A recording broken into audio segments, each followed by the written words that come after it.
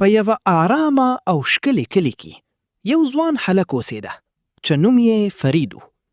فرید د نورو هلکانو په شان ډیر لوی خوبونه لرل. هغه غوښتل یوه ورځ لوی سوداګر شي، خپل مور و پلار ته ښه ژوند برابر کړي او خلک پرې ویاري. خو سره له دې ټولو خوبونو فرید یو خطرناک عادت درلود. هغه به هر کار سبا ته پرېښود. کله چې به یې مور ورته ویل زویه خپل درسونه خلاص کړه، هغه به ویل مورې وروسته به یې وکړم. کله چې به یې پلار ورته ویل فرید وخت ډیر قیمتي ده. هغه به خندل. پلاره زه لا ځوان یم، ډېر وخت لرم. ورځې تېرېدلې، میاشتې تېرېدلې، کلونه تېرېدل. د فرید ملګري یو په بل پسې بریالي کېدل. یو ډاکټر شو، بل انجینر شو، بل خپل کاروبار پیل کړه. خو فرید لا هم په هماغه ځای ولاړ و. هره شپه به یې ځان سره ویل سبا به بدلوم. خو سبا به هم د پرون په شان تېرېده.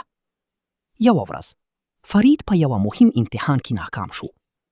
هغه ډیر خفه و. د کلي نه خلکو به پټېده. داسې احساس یې کوه لکه ژوند یې چې له لاسې وتلی وي. هماغه ورځ د کلي یو بوډا حکیم هغه ولید. حکیم سپینه ژیره، ارامې سترګې او نرم غږ درلود. هغه فرید ته وویل زویه ولې دومره خفه؟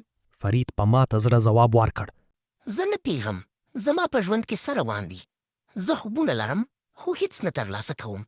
حکیم لږ موسکا وکړه او وی ویل سبا سهار له ما سره سیند ته راشه، شاید هلته خپل جواب پیدا کړې. بل سهار فرید د حکیم سره د سیند غاړې ته لاړ. سهار له ښه نه و راختلی. هوا یخه وه او هر ځای چوپتیا وه. حکیم فرید ته یوه درنه کوچنۍ کڅوړه ورکړه او وی ویل دا کڅوړه واخله او یوه دبره سیند ته یې ووځوه. فرید حیران شو، خو د حکیم خبره یې ومنله. هغه یوه دبره واخیسته او اوبو ته یې وغورځوه، بله یې وغورځوه. هغه به خندل او دبرې به یې سیند ته اچولې. وخت تېرېده او اسمان ورو ورو روښانه کېده. کله چې یوازې یوه ډبره پاتې شوه، د لمر لومړی وړانګه پرې ولګېده. ناڅاپه ډبره وځلېده. فرید حیران شو. هغه ډبره نه وه، الماس و. د هغه زړه په زور وډبېده. هغه ژر کڅوړه خلاصه کړه، خو ناوخته شوې وه. ټولې نورې ډبرې یې سیند ته غورځولې وو. فرید په وارخطایي سیند ته وکتل او په ژړا شو. ما خپل ټول الماسونه له لاسه ورکړل. هغه په زوره زوره ژړل. داسې احساس یې کوه لکه خپل ژوند یې ضایع کړی وي.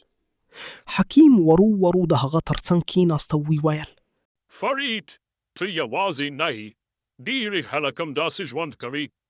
فرید د اوښکو ډکې سترګې پورته کړې. حکیم وی ویل دا الماسونه ستا د ژوند وخت و. هره ورځ، هر ساعت او هره دقیقه د الماس په شان قیمتي ده. خو خلک فکر کوي چې لا ډېر وخت لري، نو خپل وخت د عادي ډبرو په شان ضایع کوي. فرید چوپ شو. حکیم بیا وی ویل سبا به کار کوم، سبا به بدلیږم، سبا به شروع کوم، خو سبا تل لا ورته راځي. د فرید سترګو نه اوښکې روانې شوې. هغه پوه شو چې د خپل ژوند ټولو قیمتي شی وخت یې ضایع کړی دی. له هماغې ورځې فرید بدل شو. هغه نور وخت نه ضایع کوه. سهار به وختي پاڅېده، درسونه به یې په وخت کول، نوي مهارتونه یې زده کول، له ناکامۍ نه به نه ویرېده. خلک حیران وو.